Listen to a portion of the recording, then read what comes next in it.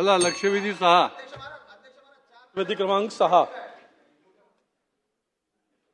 अध्यक्ष महोदय, निवेदनात दिल्याप्रमाणे अध्यक्ष महोदय, उत्तर समाधानकारक नाही, दिशाभूल करणारा आहे.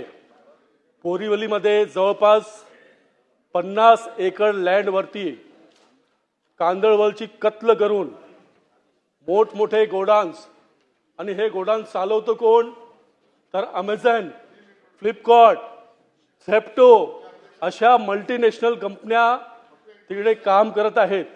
मी एक उदाहरण याच्यामध्ये देतो. तिथले जे अधिकारी आहेत कवठे म्हणून, त्यांना मी विचारलं की आपल्या क्षेत्रात कांदळमध्ये एन्क्रोचमेंट आहे का. 3 वेळा विचारल्यावर ते बोलले आपल्या इकडे 1 इंच सुद्धा अतिक्रमण नाही. हे अधिकारी किती कर्तव्य दक्ष आहेत. जर वर्षोनवर्ष मत्स्य व्यवसाय करणारे तिकडे आपले मासे सुकवतात, तर हे अधिकारी येऊन बोलतात तुम्ही मासे सुकवू शकत नाही. जर गावातली पोरं तिकडे क्रिकेट खेळतात मोकळ्या जागेवर, तर अधिकारी येऊन सांगतात तुम्ही क्रिकेट खेळू शकत नाही. पण आम्ही तिकडे गेल्यावरती बोरकर कंपाऊंड मध्ये आम्हाला आतमध्ये शिरू दिलं नाही. त्याच्याकडे बाउन्सर्स लोकांची फौज होती. त्यांनी शिवेगाळ केला आणि त्याच्यानंतर जेव्हा इन्स्पेक्शन झालं, महोदय काय काय तिकडे सापडलं. 250 मीटरचा रस्ता हा मँग्रोव्हच्या मध्ये इलिगल रित्या बांधला गेलाय. त्या ठिकाणी काय काय होतं. 3540 पक्की घरे, अंदाजे 10,000 चौरस फूटचे गोडाऊन, आणि गोडाऊनच्या आतमध्ये झेप्टो कंपनीला जीवनोपयोगी वस्तू डिलिव्हरी करण्यासाठी दिलेली जागा, अंदाजे 4000 चौरस फूट बांबू व ताडपत्री लावून तयार केलेली 2 गाळे, अंदाजे 4000 फूट लोखंडी इगल व पत्रे लावून तयार केलेले गोडाऊन, अंदाजे 3000 चौरस फूट लोखंडी इगल व पत्रे लावून तयार केलेले गोडाऊन, अंदाजे ऑनलाईन सामान डिलिव्हरी करण्यासाठी 100 डिलिव्हरी बाईक, तात्पुरत्या स्वरूपाचे टॉयलेटचे डबे अंदाजे 100 विक्रीसाठी. तसेच बोरकर कंपाऊंडच्या पश्चिम दिशेला नव्याने कांदळवड तोडून जवळपास 0.08 हेक्टर क्षेत्रावर भराव टाकल्याचं दिसून येते. हे फक्त मी एक सांगतोय, असे कमीत कमी 100 गोडाऊन तिकडे कार्यरत आहेत. अध्यक्ष महोदय, प्रश्न घ्या. टाटा पॉवर हा घेतोय. टाटा पॉवर, अडानी पॉवर, टाटा पॉवरच्या हाय टेन्शन पॉवरच्या वायरच्या खालती कन्स्ट्रक्शन आहे. या सर्व इलिगल गोडाऊन्सला टाटा अडानी इलेक्ट्रिसिटी सप्लाय का करते, कशी करते. अध्यक्ष महोदय, भरणी रोज चालू आहे. ह्या भरणी करण्यावर जबाबदार अधिकारी का कारवाई करत नाही. आणि हे जे अधिकारी आहेत SG कवठे, यांना इमिजिएटली तुम्ही सस्पेंड करणार की नाही, मला उत्तर पाहिजे. आणि मास सर्वे करून हे सर्व जे अतिक्रमण आहेत हे उद्ध्वस्त केलं जाणार की नाही, की फक्त गोलमोल उत्तर भेटणार. मला मंत्र्यांकडून अपेक्षा आहे की कांदळवलची एवढ्या मोठ्या प्रमाणात जी कत्तल होते ती अधिकाऱ्यांची मिलीभगत आहे म्हणून होत आहे. तिथले जबाबदार पोलीस अधिकारी, कलेक्टरचे अधिकारी, माननीय केंद्रीय मंत्री पियुष गोयल यांच्या बैठकीत या लोकांनी नियमाचा दाखला दाखवून असं उत्तर दिलं की आम्ही यांच्यावरती कारवाईच करू शकत नाही. अध्यक्ष महोदय, मोठा हप्ता चालू आहे. हजारो कोटीची सरकारी जमीन हडप झाली आहे आणि म्हणून ही प्रकरण गंभीर आहे. आणि अध्यक्ष महोदय, एक फार मोठा विषय, चला मंत्री जसं महोदय. हिंदी पिक्चर मध्ये माफिया लोकांची सत्ता असते, तथा बोरिवलीमध्ये 99% हिंदू लोक राहतात. पण प्रश्न त्या घ्या, प्रश्न जागेवरती घ्या. कांदळवल क्षेत्रामध्ये गोहत्याचा फार मोठा ऑपरेशन चालू आहे. प्रश्न आणि घे. ते कांदळवल मध्ये आहे. मी सांगितलं मी इन्स्पेक्शन करायला जातो, मला बोलले तुम्ही गेल्यावरती परत येऊ शकणार नाही. जर असं वातावरण असेल तर सदनाला मी 7 दिवसाची वेळ देतो. पुढच्या रविवारी मी स्वतः तिकडे जाणार, कारण माझ्या विधानसभेत गायीची कत्तल ही मला बर्दाश्त नाही. माननीय अध्यक्ष महोदय, सन्माननीय सदस्य संजयजी उपाध्याय यांनी ही लक्षवेधी या ठिकाणी मांडलेली आहे. त्यांच्या मनामधला उद्देश अति स्पष्ट आहे की मुंबईच्या सभोवताली चारी बाजूनी समुद्र आहे आणि त्या समुद्राच्या किनारपट्टीला मँग्रोव्हचं अस्तित्व नॅचरली निर्माण झालेलं आहे. आणि त्यांच्या म्हणण्यानुसार कधी सुनामी आली, कधी जर अति मोठी भरती झाली तर रक्षण करण्याकरता हे मँग्रोव्ज उपयुक्त ठरणार आहेत. त्यांच्या या मताशी मी सहमत आहे. अध्यक्ष महोदय, माननीय सदस्य संजय उपाध्याय यांनी 2/12/2025 तक्रारीचं पत्र दिलं. त्यानंतर आमच्या अधिकाऱ्यांनी माननीय संजयजी उपाध्याय यांच्याबरोबर 7/12/25 बैठक आयोजित केली आणि मग संजयजी उपाध्यायांच्याच संमतीनं तिथले स्थानिक नगरसेवक शिवानंद शेट्टी व अन्य शासकीय अधिकारी, त्याच्यामध्ये वन विभागाचे अधिकारी, त्यामध्ये महसूल विभागाचे अधिकारी आणि पोलीस विभागाचे अधिकारी यांनी जागेवर जाऊन निरीक्षण केलं. तर त्यामध्ये निष्पन्न निघालं कांदलन विभागामध्ये 3 प्रकरणं आहेत. खाजगी मालकीच्या कांदलवन क्षेत्रातली 4 प्रकरणं आहेत. कांदल वनापासून 50 मीटर बफर झोनच्या आतली 3 प्रकरणं आहेत आणि बफर झोन क्षेत्राच्या बाहेर 2 प्रकरणं आहेत. अध्यक्ष महोदय,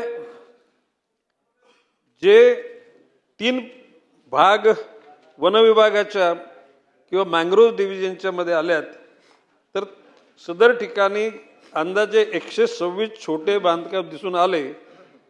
त्यापैकी 0.2715 हेक्टर जागेवर कांदलन अस्तित्वात असून त्या क्षेत्रात 33 अतिक्रमणे आहेत. उर्वरित 0.913 हेक्टर क्षेत्रावर अतिक्रमणे कांदलवनापासून 50 मीटर बफर झोनच्या आतमध्ये आहे. अध्यक्ष महोदय, मँग्रोव्ह डिव्हिजन म्हणजे फॉरेस्ट विभागानं कारवाई एका ठिकाणी केली. काही ठिकाणी जागा पूर्वी वन विभागाला हस्तांतरित झाल्या नव्हत्या म्हणून नोटिसा देण्यात आलेल्या आहेत. माननीय संजयजी उपाध्यायच्या या लक्षवेधीमधलं उद्दिष्ट अतिशय स्पष्ट आहे की ज्या गोष्टी चुकीच्या होतात त्या गोष्टीला बंधन पडलं पाहिजे. मी आज आपल्या माध्यमातून संजयजी उपाध्यायांना आश्वासित करतो, वन विभागाच्या अखत्यारीत असलेल्या ज्या काही अतिक्रमणं असतील ती शून्य केली जातील आणि जे लोक त्या ठिकाणी चुकीच्या पद्धतीनं कारभार करतात त्याला थांबवलं जाईल. त्यांनी मगाशी काही कंपन्यांचा नावाचा उल्लेख केला. कुठल्याही कंपन्या असोत, जर का नियमाच्या बाह्य काम करत असतील तर अशा कुठल्याही कंपन्यांना त्या ठिकाणी गैरकाम करू दिले जाणार नाही. त्यांनी गो हत्याचा त्या ठिकाणी उल्लेख केला. असे प्रकार जर त्या ठिकाणी असतील तर कलेक्टिव्ह रिस्पॉन्सिबिलिटी म्हणून वन विभाग असेल, महसूल विभाग असेल, महानगरपालिकेच्या हद्दी असतील, त्या सर्व गोष्टीला बंधनं घातली जातील. मी किंबहुना आपल्या माध्यमातून संजय उपाध्यायांना आश्वासित करतो की या अधिवेशनानंतर या प्रकरणामध्ये एक बैठक घेऊन महापालिकेचे उच्चाधिकारी, पोलीसचे उच्चाधिकारी, वन विभागाचे उच्चाधिकारी, ज्या कोणी त्या ठिकाणी दुर्लक्ष केलं असेल आणि त्याच्याच मुळे जर मँग्रोव्हचा ऱ्हास झाला असेल तर त्याला जबाबदार धरून त्याच्यावर कारवाई केली जाईल. चला पुढे.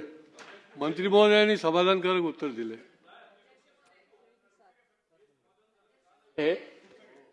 माननीय उच्च न्यायालयात रिट पिटिशन होतं, ते नंतर PIL मध्ये कन्वर्ट झालं.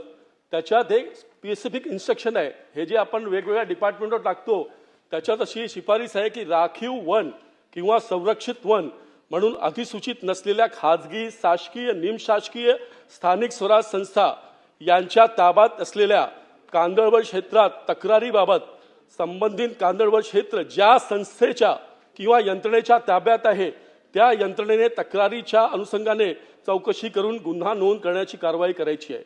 आणि दुसरा, राखीव किंवा संरक्षित वन म्हणून घोषित झालेल्या कांदळवन क्षेत्राबाबत तक्रारीबाबत संबंधित वन अधिकाऱ्याने तपास पूर्ण करून वन अधिनियमांतर्गत कारवाईसाठी 3 महिन्याच्या आत माननीय न्यायालयात दोषारोपपत्र दाखल करायचे आहे असे नमूद केले आहे. तरी उक्त शासन निर्णयानुसार जे क्षेत्र राखीव किंवा संरक्षित वन आहे किंवा ज्या क्षेत्रात ताबा वन विभाग यांच्याकडे आहे तेथील कांदळवन न्यायासोबत तक्रारीच्या अनुषंगाने त्यांच्याकडे कारवाई होणे क्रमपात्र आहे.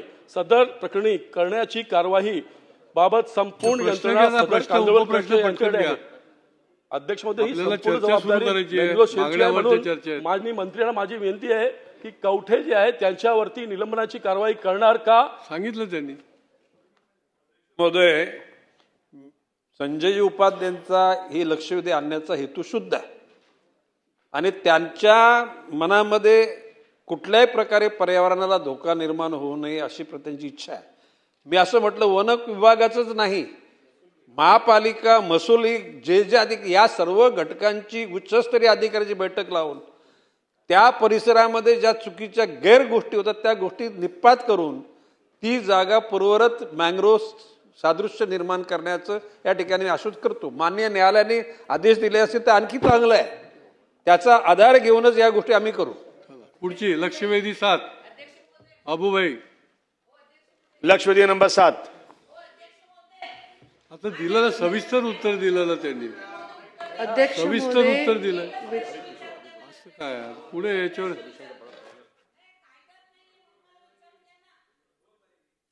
अध्यक्ष महोदय, सन्माननीय मंत्री महोदय पॉझिटिव्हली उत्तर देत आहेत, पण जे कांदळवन हे आपल्या फॉरेस्टच्या अत्याधिकारात येतात त्याचे अधिकारी वेगळे.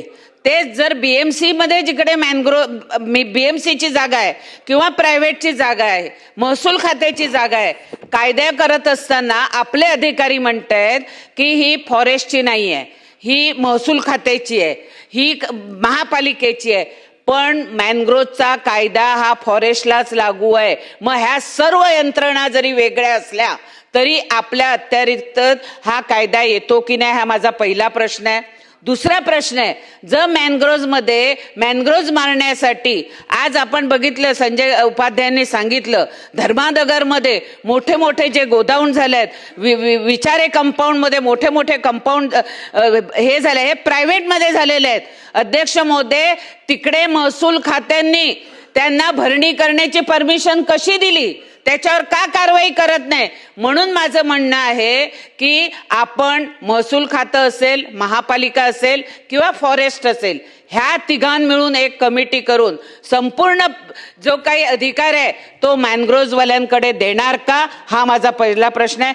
तरच ह्या कारवाई केल्या जातील आणि मॅनग्रोव्हची कत्तल कमी होईल. माननीय अध्यक्ष महोदय, सन्मान्य सदस्य मनीषाताई चौधरी यांच्या मनामध्ये उद्देश जो संजय उपाध्यायांच्या मनात उद्देश, मी काय म्हटलं अध्यक्ष महोदय की ह्या सर्व प्रकरणाची कलेक्टिव्ह रिस्पॉन्सिबिलिटी म्हणजे फॉरेस्टमध्ये नाही, नगरविकास महापालिका आली, महसूल विभाग, तहसीलदार आले, या सर्व उच्च अधिकाऱ्यांची चौकशी म्हणजे त्याची बैठक करून आणि त्यावेळेला संजयजी उपाध्ये आणि मनीषाताई चौधरीला सुद्धा त्या बैठकीला मी बोलवतो आणि जे अन्य कोण कनेक्टेड आमदार असतील त्यांना सुद्धा बोलवून या प्रकरणाचे जुने गुगलवरून मॅप्स काढले जातील. 2020ला काय स्थिती होती, 15ला काय होती, 10ला काय होती, 5ला काय होती, आणि ज्या ठिकाणी अशा प्रकारचं मॅंग्रोव्हचं विघटन झालं असेल त्या घटकाला जबाबदार आणि त्या अधिकाऱ्याला, त्यांनी संजय उपाध्यायाने एका अधिकाऱ्याचं नाव घेतलेलं आहे. मी रॅन्डमली, मला निश्चितपणे त्याने काय गुन्हा केले तो समजत नाही तोपर्यंत मी त्याला सस्पेंड किंवा सेवेतून निलंबित म्हणजे बरखास्त करण्याची भूमिका घेणार नाही. परंतु त्या गोष्टी करता जे जे अधिकारी जबाबदार आहेत, मनीषाताईंनी सांगितलं की महसूल विभागाने परवानगी दिली, त्या परवानग्या कुठल्या आधाराने दिल्याची संपूर्ण छाननी होईल आणि जर जे बेजबाबदारपणे तशा प्रकारचे त्यांनी परवानग्या दिल्या असतील तर त्यांच्यावर कारवाई केली जाईल. चला लक्षवेधी 7. अहो ही पुढची लक्षवेधी नंबर 7. नाही अध्यक्ष अहो महोदय, 7 नंबर पुकारली होती, असं काय करतात ताई? नाही बोलायला अध्यक्ष अजून 10 जण आहेत ना. बघा, अध्यक्ष महोदय. माझी सर्व सदस्यांना विनंती आहे की मागण्यावरची चर्चा जी आहे ती